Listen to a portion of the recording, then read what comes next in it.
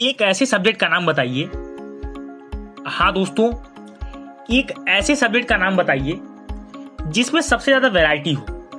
कहने का मतलब ऐसा कौन सा विषय है जो आप सभी पढ़ते हैं और उसका जब पेपर आप देते हैं तो आपको यह आभास होता है कि कंपैरिजन टू अदर सब्जेक्ट के और सब्जेक्ट के कंपैरिजन में इस सब्जेक्ट में सबसे ज्यादा वैरायटी है, सबसे ज्यादा मजा आपको इस पेपर को देने में आता है और आपके ऊपर बर्डन भी नहीं रहता है और आप इस सब्जेक्ट में ज्यादा से ज्यादा स्कोर कर सकते हैं। तो दोस्तों, आप अपने दिमाग में सोच रहे होंगे, तो मैं आज आपसे उसी सब्जेक्ट के बारे में बात करने वाला हूं जिसमें आप ज्यादा से ज्यादा स्कोर कर सकते हैं कम से कम मेहनत में। बिल्कुल दोस्तों, आज मैं आपसे बात करने वाला हूं इंग्लिश के बारे में, जो कि दोस्तों बहुत ही महत्वपूर्ण सब्जेक्ट है। चाहे अपनी 10वीं की परीक्षा दें आप, चाहे आप अपनी 12वीं की परीक्षा, आप कोई भी एग्जाम दें, आपके लिए इंग्लिश का एक रोल बहुत महत्वपूर्ण हो जाता है।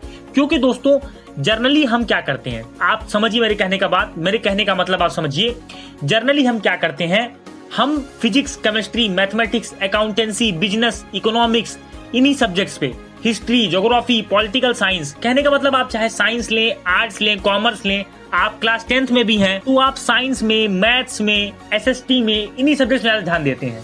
लेकिन दोस्तों आप गलती बहुत बड़ी करते हैं कि आप इन सब्जेक्ट्स के चक्कर में, इन सब्जेक्ट्स को ज्यादा ध्यान देने के चक्कर में, इन सब्जेक्ट्स को ज्यादा वैल्यू देने के चक्कर में आप अपने स्कोरिंग सब्जेक्ट्स पर ध्यान देना छोड़ देते हैं।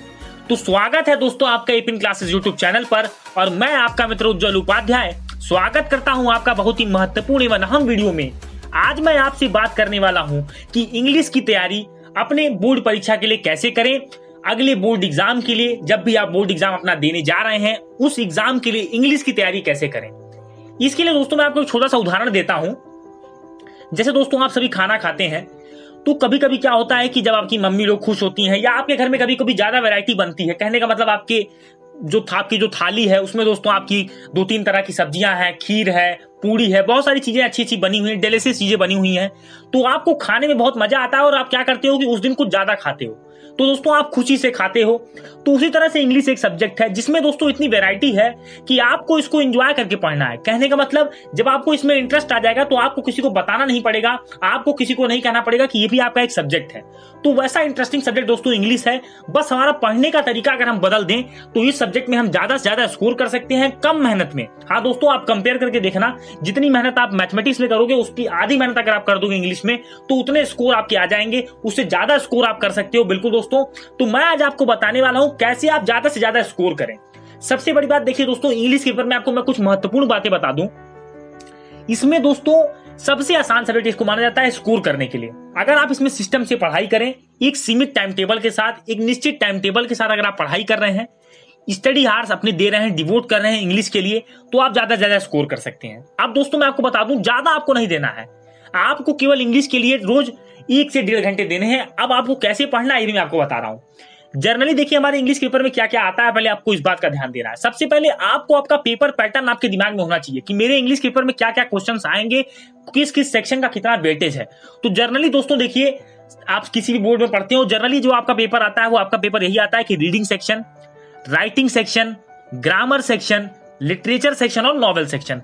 ऑल अराउंड आप देखोगे तो 5 सेक्शन के अराउंड आपका पूरा इंग्लिश का पेपर डिजाइन किया जाता है। कहने का मतलब 5 तरह की डिशेज आपको सर्व की जाती हैं उस पेपर में। अब आपको ठानना है कि किस डिश में आपको कितना अच्छा करना है, या आप सारी डिशेज को खाते हैं, सारी डिशेज में आप अच्छा टेस्ट लेकर के खाते हैं, या दोस्तों कुछ डिशेज में आप ज्यादा बेहतरीन करते हैं, कुछ डिशेज को ज्यादा अच्छा बनाते हैं। कहने का मतलब एक कुक आप अपने आप को समझ सकते हैं कि मैं कौन सी डिशेज ज्यादा अच्छी बना पाऊंगा। मैं 5 डिश अच्छी बना सकता हूं, या मैं 2 से 3 डिश बना सकता हूं, या मैं 1 डिश बना सकता हूं। तो अब आप एज अ कुक हैं, आपको चीजें दे दी गई कि अब आपके पास इंग्रेडिएंट्स है, 5 इंग्रेडिएंट्स हैं, इनको मिलाकर के आप एक अच्छा चीज बनाइए। तो बिल्कुल 5 तत्व आपको दे दिए गए, 5 सामान आपको दे दिए गए कि आप इनको मिलाकर एक अच्छी डिश बनाइए।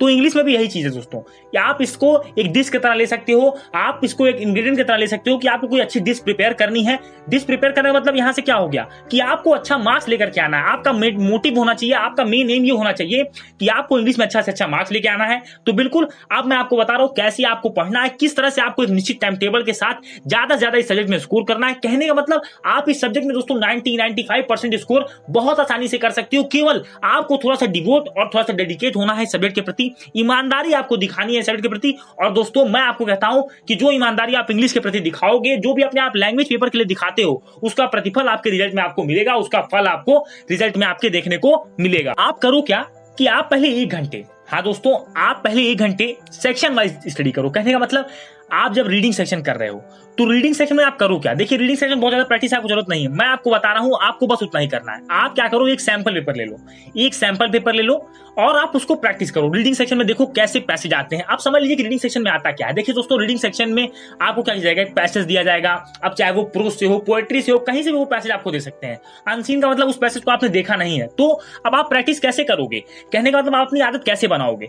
तो जब आप प्रैक्टिस करोगे क्वेश्चंस को सैंपल पेपर से, प्रीवियस ईयर पेपर से लेकर आप प्रैक्टिस करोगे तो आपकी आदत बन जाएगी। और जैसे ही आपकी आदत बन जाएगी तो आप कम समय में पेपर को सॉल्व कर सकते हो। क्योंकि दोस्तों देखिए, लैंग्वेज का पेपर है तो लेंदी आना ही आना है, आपको भी पता है, इसमें सेक्शन डिवाइड रहते हैं, पेपर लेंदी आता ही आता है। तो आपकी जिम्मेदारी है कि आप सही समय पर पेपर को खत्म करें। क्योंकि दोस्तों मैंने जब एग्जाम दिया था तो मेरा पेपर 15 मिनट पहले इंग्लिश का खत्म हो गया था। मैं आपसे देखिए एकदम सच बात बता रहा हूं। बहुत लोग कहते हैं मेरा पेपर छूट गया, मेरा पेपर ये हो गया, ऐसा कुछ भी नहीं है। अगर आप इसमें अच्छी स्ट्रेटेजी के साथ, दिमाग के साथ चलेंगे, एक संयम के साथ चलेंगे तो इस पेपर में आप समय से पहले पेपर को खत्म कर सकते हैं, बहुत आसानी से खत्म कर सकते हैं और अच्छा से अच्छा स्कोर कर सकते हैं।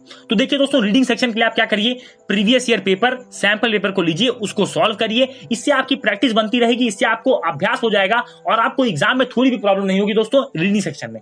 अब बात आती है राइटिंग सेक्शन की, जो कि बहुत महत्वपूर्ण सेक्शन है।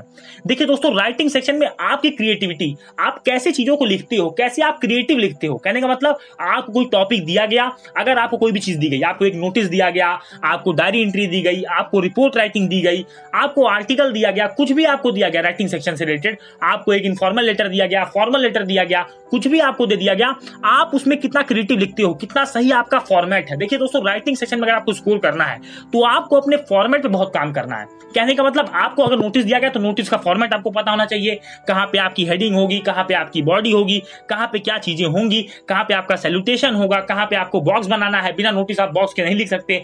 तो आपको पता होना चाहिए क्या चीज कैपिटल में लिखेंगे, क्या चीज स्मॉल में लिखेंगे, इनफॉर्मल लेटर लिख रहे हैं तो कहां क्या चीजें होंगी, उसका क्या फॉर्मेट है। और ये आप जब करोगे, जब आपका प्रैक्टिस शुरू हो जाएगा। कहने का मतलब अगर आपके पास वीक में 7 डेज है तो देखिए करिए क्या आप दोस्तों, 1 दिन दीजिए रीडिंग सेक्शन को, 2 दिन आप 2 दिन रीडिंग सेक्शन को दीजिए, 2 दिन आप राइटिंग सेक्शन को दीजिए। बिल्कुल, आप 2 दिन रीडिंग सेक्शन को दीजिए और राइटिंग सेक्शन को दीजिए। शुरुआत में आप ऐसा करिए, 1 महीने तक आप ऐसे चलिए। इसके बाद आप ग्रामर पे चले जाइए। अगले सेशन की बात मैं करने वाला हूं, ग्रामर।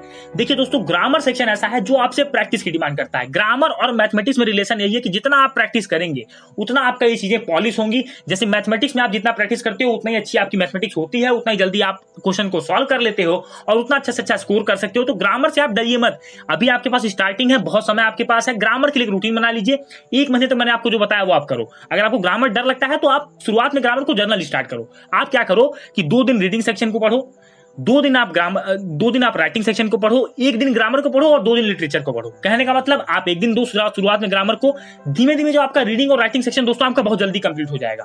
तो आप क्या करो कि अब ग्रामर के लिए आप समय बढ़ा दो। आप ग्रामर को अब 3 दिन पढ़ सकते हो और 1 दिन राइटिंग को, 1 दिन आप क्या कर सकते हो रीडिंग सेक्शन को और 2 दिन आप लिटरेचर को। तो 7 डेज आपके अरेंज हो गए और आपको 1 आवर डेली देना है। कहने का मतलब आपको 1 आवर डेली देना है। जिस 1 घंटे को दोस्तों आप करते रहो, 2 से 3-4 महीने के बाद आप देखोगे आपकी इंग्लिश बहुत ज्यादा इंप्रूव हो जाएगी।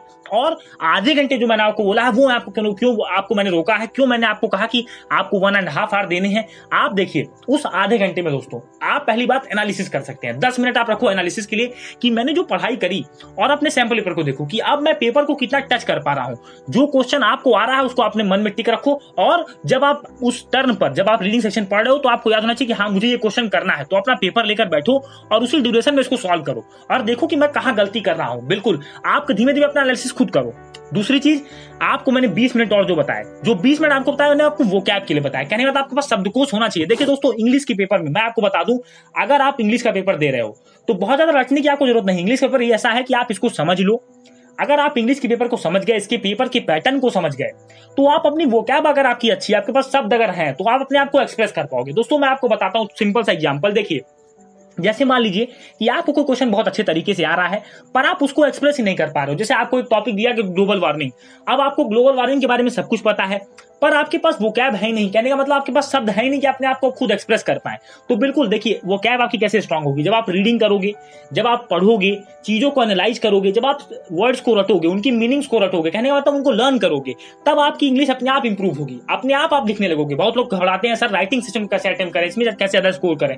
तो देखिए दोस्तों, इसका आपको हटाने का तरीका, इस प्रॉब्लम को, इस डर को हटाने का तरीका सिर्फ यही है कि अपने आप वोकैब को स्ट्रांग कर लीजिए। आपके पास ऐसे शब्द हो कि जब आपको कोई टॉपिक दिया जाए तो आप घबराए ना, विचलित ना हो, वहां पर आपको वो टॉपिक समझ में आ। जैसे मान लीजिए आपको कोई भी टॉपिक दिया गया, चाहे global warming, green house effect, कोई भी दोस्तों आपको कोई भी दे सकता है, कोई भी जर्नल टॉपिक आपको दे सकता है वहां पर। तो आप क्या करो कि घबराओ नहीं, सबसे पहले समझो कि आपका विषय क्या है, उसके बारे में आप लिखो। और लिटरेचर में भी चीज आपको फायदा करेंगी। जैसे मान लीजिए आपको कोई चैप्टर पता है, अब आपने लिटरेचर में आप जनरली क्या करते हो, चैप्टर को समझ लेते हो, उसकी कहानी समझ लेते हो। जिसकी इंग्लिश स्ट्रांग होती है, जिसकी इंग्लिश अच्छी होती है, वो क्या करता है कि चैप्टर को समझ लिया, समरी उसने समझ ली, जब पेपर में क्वेश्चन आया तो उसने उसको स्टोरी पता है, तो वो अपने शब्दों में उस चीज को लिख लेता है। अब आप सोचो कि वो उस शब्दों में क्यों लिख ले रहा है, अपने शब्दों में उस चीजों को क्यों लिख ले रहा है वो? क्योंकि दोस्तों इंग्लिश उसमें इसलिए लिख ले रहा है क्योंकि उसकी वोकैब अच्छी है, उसके पास शब्द इतने ज्यादा हैं, उसके पास बंडल ऑफ वर्ड्स हैं कि वो अपनी चीजों को एक्सप्रेस कर पा रहा है। देखिए दोस्तों, इंग्लिश के पेपर में आप कितना खुद को एक्सप्रेस कर पा रहे हो, आपके क्या विचार हैं, ये बहुत ज्यादा जरूरी होता है। अगर आप चैप्टर के बारे में आपकी समझ है पर आप लिख नहीं पा रहे हो, तो आपको कोई फायदा वहां पर नहीं मिलने वाला है। इंग्लिश ऐसा सब्जेक्ट है जो आपकी राइटिंग स्किल को, रीडिंग स्किल को, सब चीज को आपके दोस्तों चेक करता है, एनालिटिकल स्किल को, ऑब्जर्वेशन स्किल को। लिटरेचर का पेपर आपको बताता है कि आपने साल भर कितना ऑब्जर्व किया अपनी किताब के बारे में, अपनी बुक के बारे में, आपने कितना अच्छा अंडरस्टैंडिंग अपनी बुक की ली। तो ये सब चीजें आपको इंग्लिश पेपर में जांचने को मिलती है। बिल्कुल दोस्तों, तो अभी भी आपके पास बहुत समय है, अब स्टार्टिंग है, स्टार्टिंग से आपको एक लैब बना करके इंग्लिश पेपर में सहायता मेहनत करनी है। एग्जाम के कुछ टाइम पहले क्या करना, आप कुछ सारे पेपर्स ला करके, प्रीवियस ईयर पेपर ला करके प्रैक्टिस करते रहो। बिल्कुल एग्जाम के टाइम पे आपको ये चीज करनी है, पर अभी क्या करो, आप सीखने का एबिलिटी लाओ। बिल्कुल दोस्तों, आप सीखने की एबिलिटी लाइए, सैंपल पेपर्स को लाइए, उनको सॉल्व करते रहिए, क्योंकि सैंपल पेपर और प्रीवियस ईयर पेपर आपको आइडिया देंगे कि आपका पेपर कैसा होगा। और जब आप कुछ टाइम ऐसा करते रहो, अपने टाइम टेबल को जब फॉलो कर लो, जब आपको ऐसा लगे कि हाँ अब मेरी तैयारी पूर्ण हो चुकी है, मेरी तैयारी कंप्लीट हो चुकी है, तो आप क्या करो, टाइमर के साथ पेपर को सॉल्व करना सीखो धीमे धीमे। अभी आप टाइमर मत लगाना क्योंकि आप पैनिक कर जाओगे, तो धीमे धीमे आप टाइमर लगा करके पेपर को सॉल्व करिए। क्या होगा कि आपका क्वेश्चन एग्जाम में नहीं छूटेगा और आपको ये नहीं करना पड़ेगा सर मेरा पेपर छूट जाता है इंग्लिश में। दोस्तों बहुत लोग कमेंट कर रहे थे इस बात को कि सर इंग्लिश पर कुछ बताइए, मेरी इंग्लिश वीक है। तो इंग्लिश वीक है तो दोस्तों स्ट्रांग करने के लिए आपको डेली मेहनत करनी है। जितना मैंने आपको टाइम बताया वो एनफ है। अगर आप उसको भी ईमानदारी से करते हो, ईमानदारी से चीजों को करते हो, ईमानदारी से चीजों को अपनाते हो, तो बहुत आसानी से आप सक्सेस पा सकते हो। बहुत अच्छा सब्जेक्ट है, स्कोरिंग सब्जेक्ट है। तो दोस्तों मिलेंगे अपने अगले वीडियो में। ये वीडियो आपको कैसा लगा, ये अपने उन दोस्तों को जरूर शेयर करिए जिनकी इंग्लिश वीक है, जिनको इंग्लिश में बहुत डर लगता है, जिनको लग रहा है कि मैं अपने बोर्ड एग्जाम में, अगली बोर्ड परीक्षा में क्या करूंगा। तो बिल्कुल दोस्तों मिलेंगे अपने अगले वीडियो में।